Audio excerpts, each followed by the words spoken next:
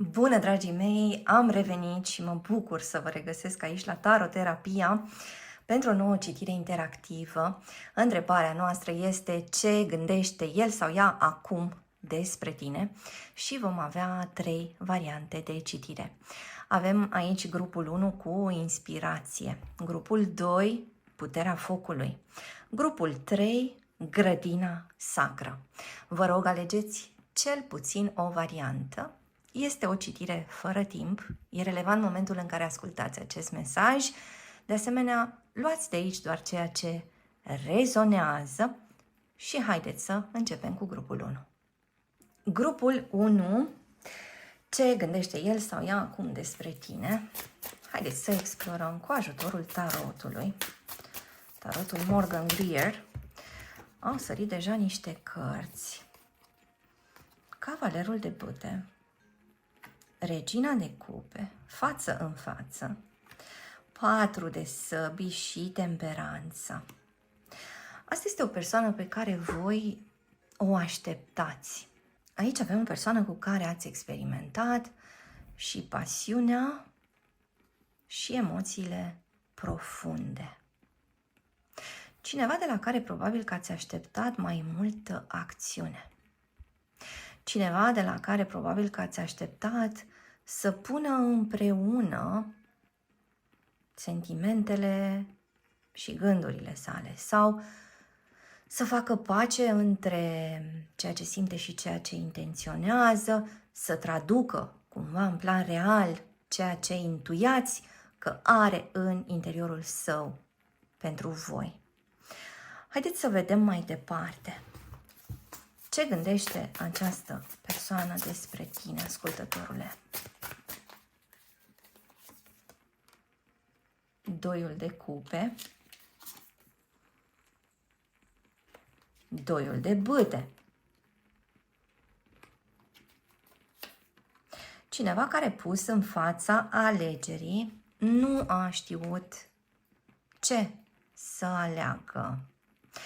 Cineva care simte această conexiune specială cu tine și în același timp parcă e în castelul său, uitându-se în jur, încercând să evalueze ceea ce are, versus ceea ce vede la orizont, ceea ce ar putea să atingă. Acel punct în care ar putea să ajungă. Simt că e cineva care cântărește situația cu tine, ascultătorule. Și ce mai simt în contextul ăsta este că vorbim de un soi de dulce amar. Vorbim de cineva care îți duce dorul, ascultătorule. Un dor care izvorăște de undeva, dintr-o parte foarte dragă acestei persoane. Un dor care parcă ar împinge această persoană afară din castel. O persoană care îți vede aripile mari și e fascinat de aceste aripi. Și pe măsură ce simte tot mai intens fascinația, apare și frica. Cineva care te vede în toată măreția ta și care se teme de această măreție. Îți vede potențialul, vede ce ai putea să faci, vede ce ai putea chiar să devii și parcă ar vrea să te închidă undeva într-un cufăr. Dacă ar putea, te-ar închide cu aripi, cu tot, să-i fii comoară secretă. Și te-ar pune acolo în acel cufăr până își poate rezolva problemele. Pentru că pare cineva care are o viață complicată în momentul ăsta. Cineva care are ceva de adresat înainte de a deschide larg poarta unei relații împlinite cu tine. Cineva care poate până acum n-a reușit să stea singur, da? Avem acest eremit cu acest rege de săbii. N-am știut cum să stau singur, De multe ori am nimerit în relații nepotrivite de frica singurătății. De multe ori am făcut atâtea compromisuri că am uitat și cum mă cheamă, dar aminte de ce le-am făcut. Cineva care ar avea nevoie de odihnă, cineva care ar avea nevoie de vindecare, da? Temperanța este și o arcană vindecării, cineva care ar căuta și o punte prin care să comunice cu tine, ascultătorule. Sunteți două persoane care nu prea se aseamănă. Temperanța de multe ori arată niște parteneri care pot veni din culturi diferite, doi parteneri care au crescut în medii diferite, doi parteneri care au personalități diferite. Temperanța aduce împreună contrariile și iată, este cea care reușește să creeze un limbaj comun. Și vorbeam mai devreme despre dorul acestei persoane. Dorul ăsta care pare să vină dintr-un loc adânc și neexplorat și care parcă în ultima perioadă a început să crească tot mai mult și să înflorească așa într-un soi de sentiment de îndrăgostire pe care nu îl prevăzuse. Cineva care în fața ta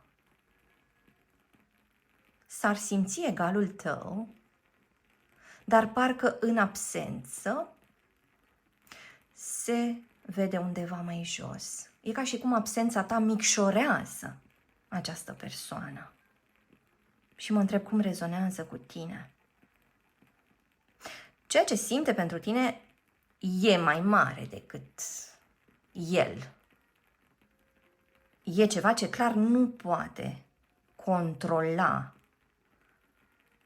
Un dulce, amar, care îl face să se simtă viu. Viu într-un mod pe care nu l-a mai cunoscut până acum.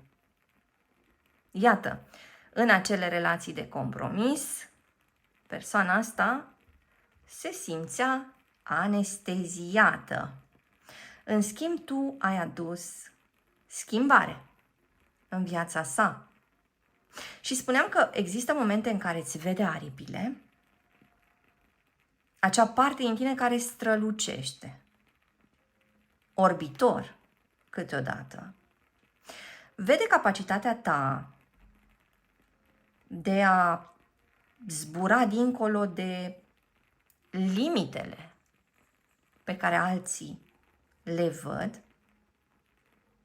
Și da, avem această carte a inspirației, adică persoana asta ți-ar spune: mă inspiri și m-a inspirat din totdeauna. Parcă fiecare privire pe care o aruncă spre tine e o nouă descoperire. Parcă fiecare mic detaliu îi amintește de cât de vastă e lumea pe care tu, ascultătorule, o porți în tine. Și în același timp, aripile astea îl sperie. Probabil că sunt niște aripi prea mari pentru siguranța lumii pe care și-o crease această persoană în jurul său. Parcă ar vrea să protejeze situația asta, spuneam, să o închidă undeva. Pentru că dacă tu zbori departe, ascultătorule, persoana asta nu va mai avea acces la acea lumină care îl fascinează. Lumina ta. Și de multe ori se surprinde pe sine visând să găsească acel loc secret unde să te păstreze. unde să fii doar a sa. Așadar, pentru persoana asta, tu ești acea comoară pe care ar vrea să o ferească de lume, parcă ar vrea să te protejeze și de orice ar putea să-ți rănească aripile și totuși își dă seama că dacă face lucrul ăsta, ar îngropa tocmai ceea ce te face special sau specială în ochii săi. Pentru că e genul de persoană care realizează că dragostea pe care ți-o poartă nu se poate transforma în posesie. Și știe că trebuie să-ți acorde libertate, să te lase să fii ceea ce ești. Și deci, lupta pare că e dusă între dorința de a te păstra și nevoia de a te iubi cu adevărat, inclusiv oferindu-ți, da, libertate, o tensiune dulce, amăruie, pe care parcă o experimentează de fiecare dată când este în preajma ta. Până acum au apărut următoarele semne: Fecioară, Săgetător, Pești, interacțiuni între două semne de foc, interacțiuni între două semne de apă, interacțiuni între un semn de foc și un semn de aer. Ceea ce apare aici are legătură cu o reașezare a situației dintre voi doi, pe care această persoană o caută. Simt că nu are încă un plan concret. Sunt o grămadă de idei care îi se plimbă prin minte. Nu are încă lucrurile puse pe hârtie. S-ar putea să evite să întrebe pe cei din jur ce părere au în legătură cu această situație, pentru că nu își dorește să fie influențat. Ar vrea să ajungă la o concluzie de unul singur, ar vrea să știe că se poate baza pe sine, nu-și dorește să mai repete compromisul, are acest cel de a acționa direct și autentic în același timp. Și interesantă totuși întâlnirea asta față în față a acestui cavaler de bâte cu această regină de cupe. Da, apă și foc. Apa care stinge focul.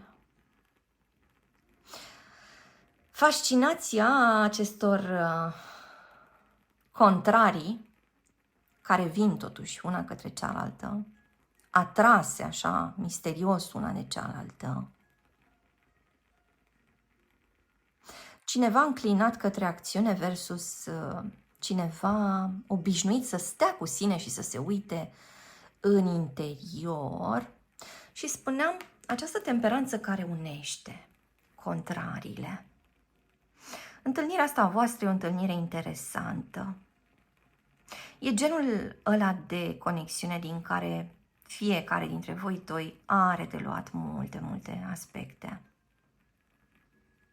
Sunt aspecte care vă pot îmbogăți pe fiecare dintre voi doi. Haideți să vedem mai departe.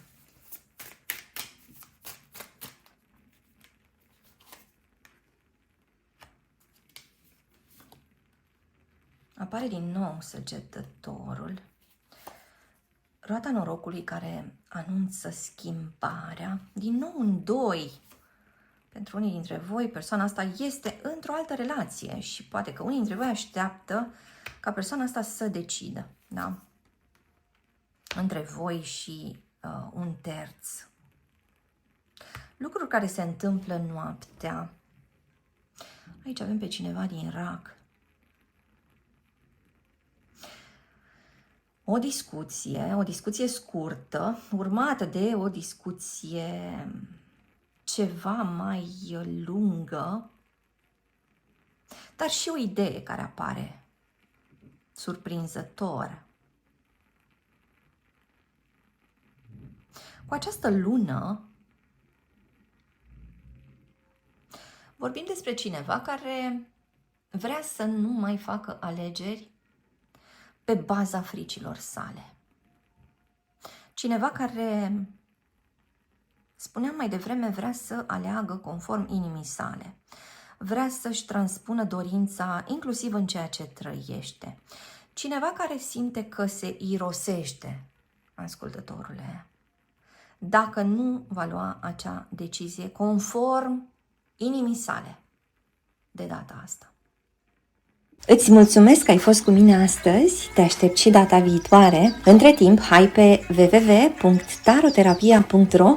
Găsești aici cursuri de tarot cu metoda taroterapia, citiri personalizate, seturi de tarot, oracole, cărți și alte surprize.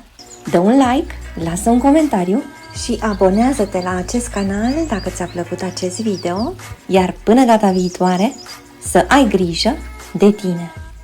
Sunt aici cu grupul 2, cu cei dintre voi care au ales această carte oracol, Puterea Focului, și explorăm împreună ce gândește această persoană despre tine, ascultătorule.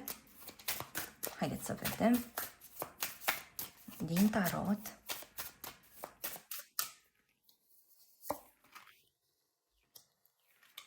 Iată un 10 de monede. Judecata. Aici am putea avea o întoarcere spectaculoasă a cuiva sau o răzgândire. Cineva s-ar putea răzgândi în privința ta, ascultătorule. Persoana asta ar putea să-ți vorbească despre niște lucruri pe care nici măcar nu le bănuiai. Judecata este o răsturnare a situației. În acest context, iată, vine cu multă mișcare și vine de fapt să taie aceste funii. Cineva care iese din prizonierat, cineva care, iată, pare să renunțe la ordinea creată și să tolereze haosul pentru a se putea apropia de tine. Cineva care face niște mișcări foarte curajoase în afara unui teritoriu pe care tu, ascultătorule, îl credeai bine împrejmuit, bine păzit. Aici avem un personaj interesant. Pare că vorbim despre o persoană care și-a construit cu multă răbdare și cu dedicare acea lume pe care o dorea plină de stabilitate. În spatele fiecărui succes al acestei persoane pare că se află o muncă asiduă, atenție meticuloasă la detalii, da? Genul de om care apreciază roadele efortului, care își găsește liniștea în acea siguranță creată de propriile mâini, da? Persoana asta nu prea are încredere în ce creează ceilalți. Trebuie să se apuce să facă, el sau ea. Și parcă, de cealaltă parte, există în această persoană o speranță tăcută și puternică în legătură cu tine, ascultătorule. Tu care nu făceai parte din această lume ordonată și din aceste eforturi meticuloase, poate că asta e o conexiune nouă sau poate că este o conexiune care provoacă foarte mult această persoană să iasă din propriul tărâm, da? Să spargă granițele, să facă ceva diferit. Spuneam, să tolereze schimbarea cu tot haosul ei.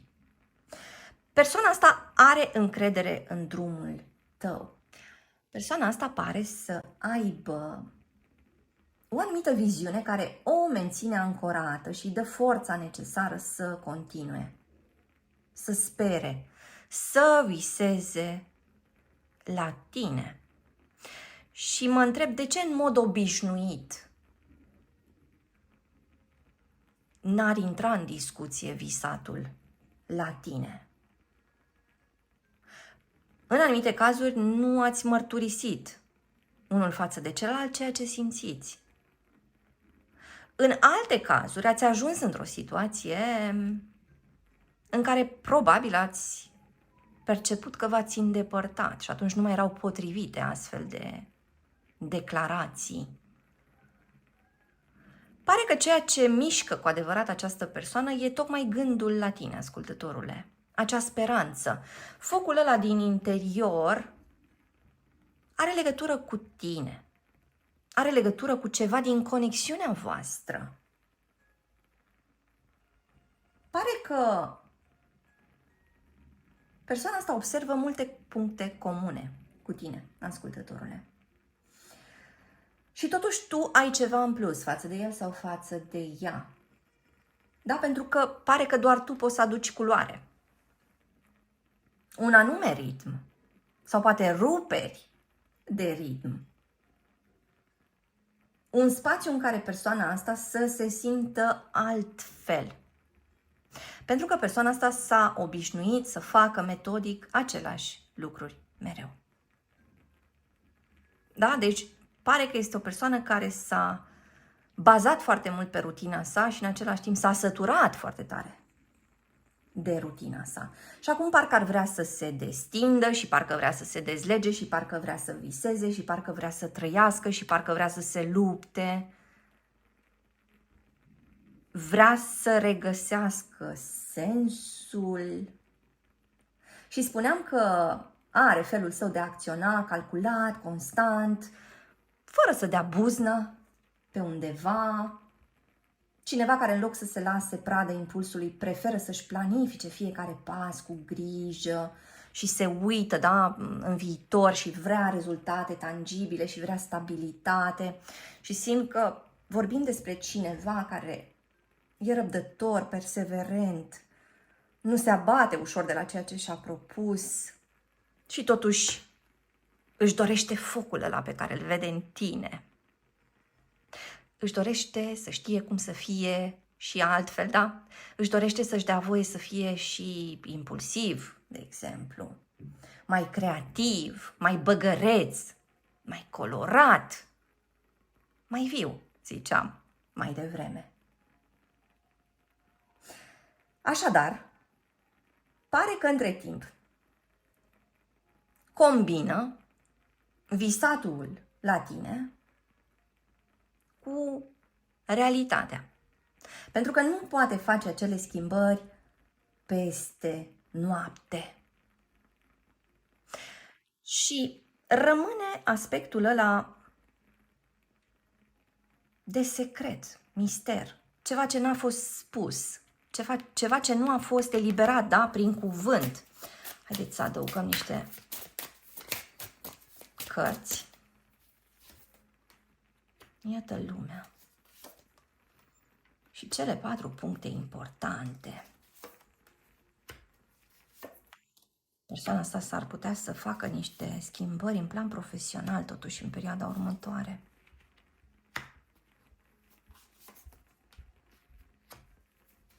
Da, în mijlocul acestor monede, tânjirea, dorul, emoția asta care stă să dea pe din afară, asta are legătură cu lumea asta nouă pe care o prezinți tu, ascultătorule. Asta are legătură cu tot potențialul ăsta pe care îl intuiește în legătură cu tine. O persoană care, da, a trecut și prin probleme mai grave, dar care nu nu a renunțat. A continuat să meargă înainte, da? Cu toată durerea, cu tot regretul, cu toată pierderea. Cineva care a continuat să își vadă de drum. Și odată cu tine, parcă a înțeles că are de schimbat ceva la felul în care abordează lucrurile. Pentru că nu totul se poate măsura direct, pentru că emoțiile au și ele nevoie să fie cultivate, nu doar admirate la ceilalți, pentru că parcă s-a închis totuși într-o perspectivă materialistă, concretă, pragmatică, da, care nu îi mai face bine, nu îi mai servește. Varianta asta s-a cam prins de limitele obiceiurilor sale și își dorește să iasă, da, își dorește să trăiască niște momente legere, fără plan, fără obiectiv, da, fără măsurători. Cineva care parcă mai are un moment așa până la a verbaliza ceva foarte, foarte important. Cineva care dă voie focului parcă să se manifeste în viața sa. Iar aici vorbim despre semne de foc, berbec, leu sau săgetător.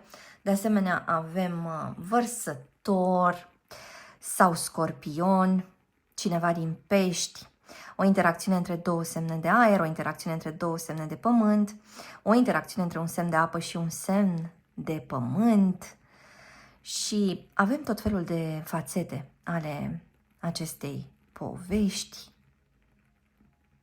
Avem ceva ce trebuie răsturnat neapărat, da? Persoana asta știe că trebuie să răstoarne ceva, trebuie să arunce ceva într-un colț, trebuie să dea ceva la o parte, trebuie să scoată de pe lista priorităților sale ceva anume, da? Ceva ce nu ajută această persoană să ajungă mai aproape de tine.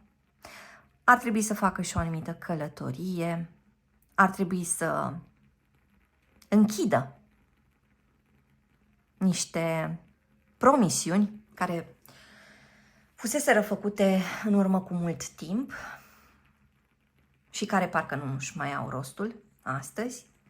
Pot fi niște relații trecute, pot fi niște angajamente care sunt menținute fără a mai fi în folosul cuiva, pot fi angajamente profesionale, da? Și de asemenea persoana asta care vrea să lucreze activ la ceva după ce răstoarnă ceea ce are de răsturnat. Haideți să mai vedem câteva indicii.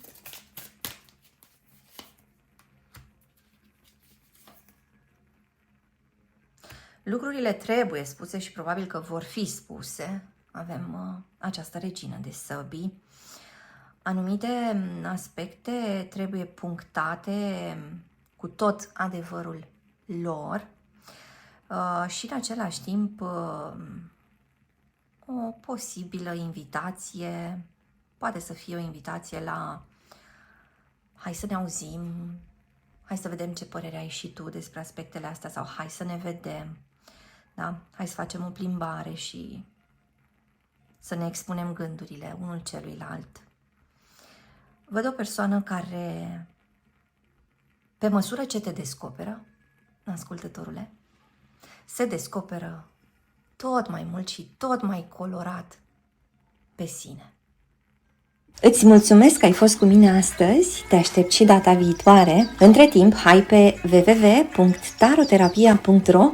Găsești aici cursuri de tarot cu metoda taroterapia, citiri personalizate, seturi de tarot, oracole, cărți și alte surprize.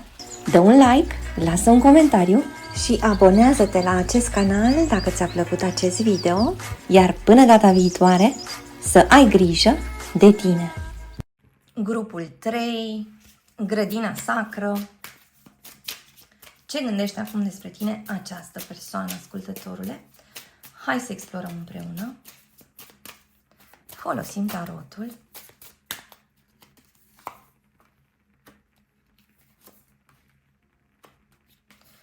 Privitul în depărtare și oftatul, ceva ce îngreunează această persoană. O persoană care caută dreptatea, poate caută adevărul, un adevăr pe care nu l-a rostit, iată și Arcana 15. Dacă persoana asta s-ar înțelege pe sine, ce bine s-ar putea explica în fața ta, ascultătorule. Pare că este ceea ce își dorește, și anume să înțeleagă în primul rând ce se întâmplă cu sine, de ce a făcut anumite alegeri, da? De ce a luat anumite decizii. O persoană care parcă a dat de greu, o persoană care a încercat să mențină un sistem de reguli, un sistem prea strict. Ceva ce a ajuns până la urmă să îi joace împotrivă. Parcă văd și trădarea cuiva, de ca și cum persoana asta ar fi cineva important, care a avut un soi de consilier de încredere și a descoperit peste noapte că acel consilier făcea lucrurile de fapt în favoarea inamicului și nu în favoarea sa. Și mai vorbim despre cineva care chiar parcă ar intra într-un proces, da? Ar merge la judecată cu o persoană pe care o consideră trădătoare și îi cere și ceva despăgubiri. Și iată, cineva care a încercat să nu cadă în ispită, ascultătorule, cineva care a încercat să facă lucrurile cât mai bine și totuși i-a ieșit prost. Cineva care când trebuia să se apropie s-a îndepărtat, cineva care când trebuia să mai lase din poveri jos, da, și-a pus și mai multe în brațe, cineva care, deși își caută liniștea interioară, se regăsește în niște comportamente toxice și nu știe efectiv cum să scape de acolo, câteodată își reproșează că aduce prea multe jertfe pe altarul acestei părți interioare care e lacomă, da?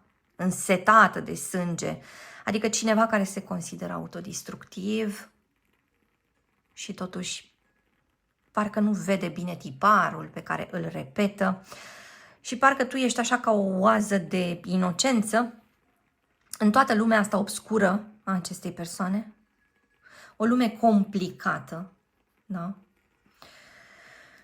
O lume din care persoana asta încearcă să scape și în același timp încearcă să o controleze așa din interior și nu îi iese. Foarte multă frustrare în energia acestei persoane. Viteză atunci când poate ar trebui să aibă puțină răbdare. Chiar cineva care conduce impulsiv, cum rezonează cu tine, ascultătorule. Și ziceam la început că dacă persoana asta ar putea să se înțeleagă, ce bine ar putea să-ți explice și ție ce se întâmplă cu el sau cu ea. Pentru că în momentul ăsta are impresia că e jucat așa prin niște fire invizibile, da? De situațiile din viața sa, de persoanele din viața sa. Cineva care nu s-a vindecat în urma unei despărțiri, iată. Există ceva ce poluează mintea acestei persoane, există ceva ce supără profund această persoană. Există niște aspecte pe care le-ar dori înnoite, vindecate. Nu știe cum să ajungă la ele și spuneam că tu ești prezența asta în alb. Adică, de ca și cum ar intui că la tine sunt niște răspunsuri importante sau că tu ai parte de niște soluții care s-ar aplica acestei vieți complicate și totuși nici măcar ție nu-ți acordă toată încrederea, ascultătorule. Da, o persoană care parcă are multe crăpături, chiar în fundație. Și atunci nu poate să se lase cu adevărat în brațele cuiva, nu poate cu adevărat să investească pe cineva cu încredere. Deci asta înseamnă că persoana asta în permanență se apără, își ia măsuri să se protejeze de eventualele atacuri ale celorlalți. Și care o anumită suspiciune în legătură cu intențiile oricui, chiar și ale tale, ascultătorule. Și mă întreb dacă ți-a mărturisit această neîncredere profundă, dacă ți-a spus că a trecut prin niște experiențe care au dus la atitudinea asta pe care o are în prezent. Sau dacă ți-a spus ceva de genul, chiar vrei să fii cu mine pentru că nu știi în ce te bagi. Viața asta mea e foarte complicată și te poate absorbi foarte repede, da? Și poate să-ți facă rău. Mă întreb dacă te-a avertizat în legătură cu aspectele sale umbroase. Dacă te-a pus în temă sau dacă te-a reorientat spunându-ți, cred că altcineva îți poate oferi o relație sănătoasă, iubitoare, plină. Mă întreb cum rezonează cu tine, ascultătorule. Până acum au apărut Leu, Capricorn, Balanță, Berbec, interacțiuni între semne de foc și semne de aer, interacțiuni între semne de pământ și semne de aer. Mai văd de asemenea aici pe cineva din Rac, cineva din Taur. Haideți să vedem mai departe. Ce detalii mai obținem?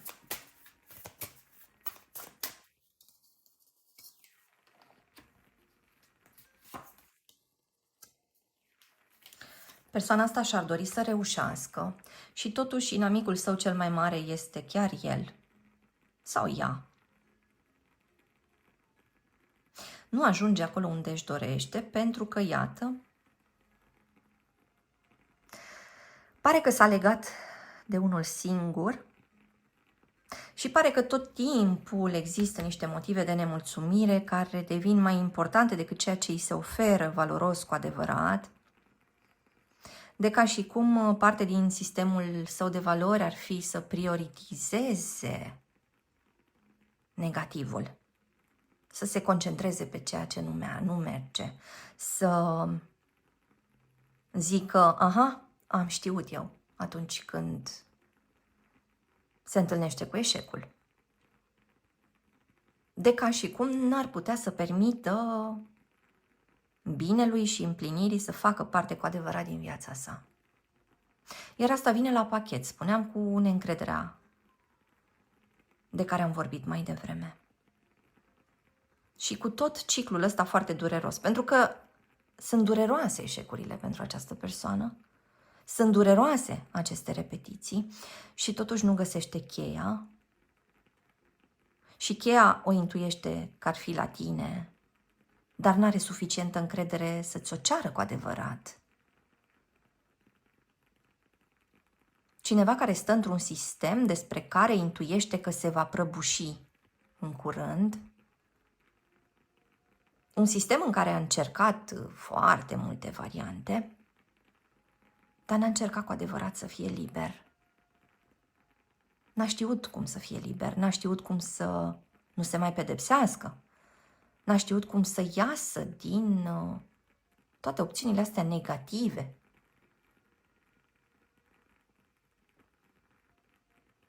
Se simte ca într-un soi de gaură neagră persoana asta. Și are multe momente în care consideră că nu merită. Are multe momente în care parcă face pur și simplu mișto de sine însuși sau de sine însăși. Umorul ar putea ajuta această persoană, da? Pare că e cineva cu simț al umorului destul de ridicat, dar de foarte multe ori e sarcastic, de exemplu. Da? Nu e nici măcar tipul de umor folosit nu ajută prea tare persoana asta în a se ridica din propriile neputințe, a înțelege ceva despre ceea ce îi se întâmplă. Și totuși e o perioadă importantă. Da, avem niște repere importante aici. Ceva se întâmplă. Și dacă nu se întâmplă încă la suprafață, ceva clocotește, da? Imediat de desubt. Ceva se va revărsa până la urmă. Haideți să vedem mai multe detalii.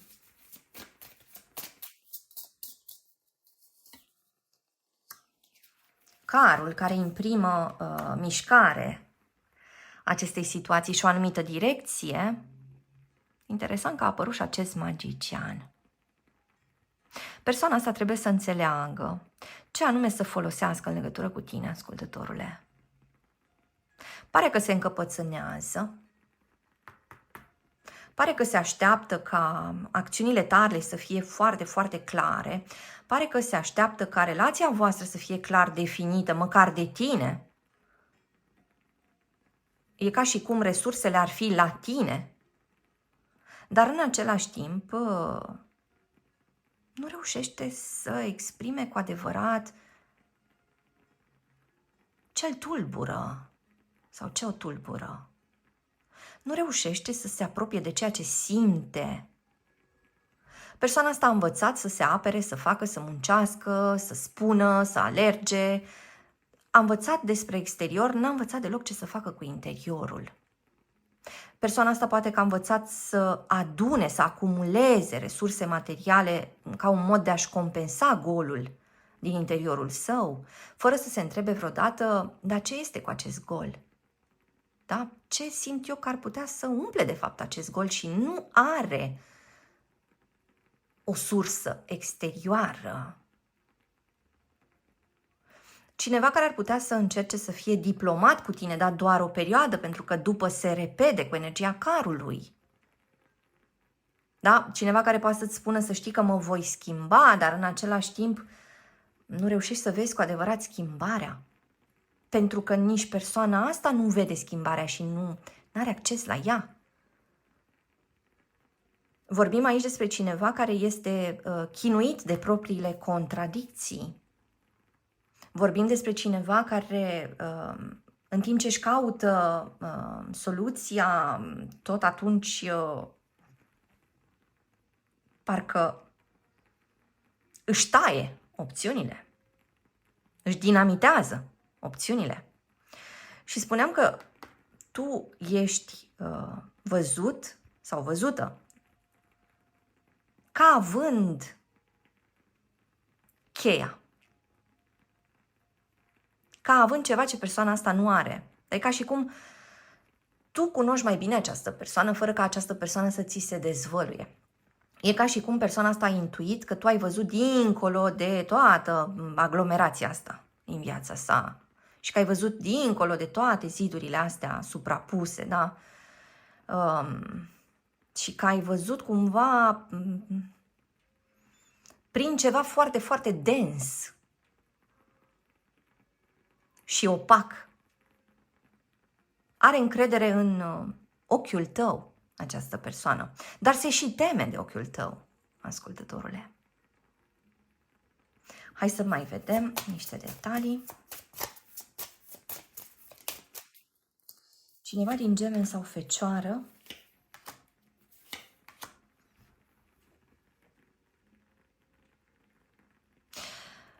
persoana asta parcă ar aștepta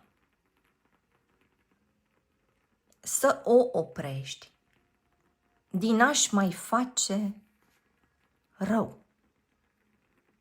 Îți mulțumesc că ai fost cu mine astăzi, te aștept și data viitoare. Între timp, hai pe www.taroterapia.ro Găsești aici cursuri de tarot cu metoda taroterapia, citiri personalizate, seturi de tarot, oracole, cărți și alte surprize.